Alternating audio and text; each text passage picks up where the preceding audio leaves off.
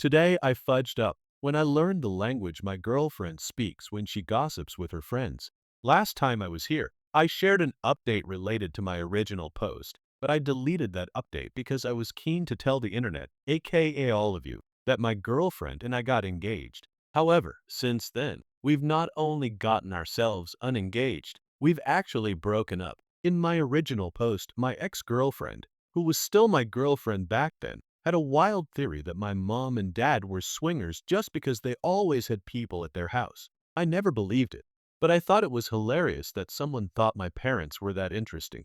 Not gonna lie, I struggled to move on after my relationship ended. My apartment had too many memories of my ex, so I called my parents to ask if I could stay with them for a bit, just to clear my head. My parents said yes. My dad offered to pick me up, which I accepted. What should have been a 10-minute drive unexpectedly turned into a 45-minute drive because my dad decided to take the longer route back to his house. When my dad was done making dad jokes to help me get over my breakup, he started doing that weird dad thing where he's trying to bring up an awkward topic, but it's too uncomfortable for him to just spit it out, so he ends up saying a bunch of words that only he understands. I was forced to interrupt my dad and basically beg him to make sense. My dad said since it was unclear how long I was gonna stay, he felt compelled to prepare me for what I might see at the house. If my ex was present at that moment, she would have punched me on my shoulder and said, "I fudging told you," because my dad confirmed her swinger theory,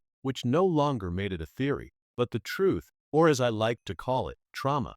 By the time my dad and I finally made it to our destination, my dad made sure I knew everything I needed to know. I made a list based on what I learned from my dad. 1. Both my parents were swingers when they met.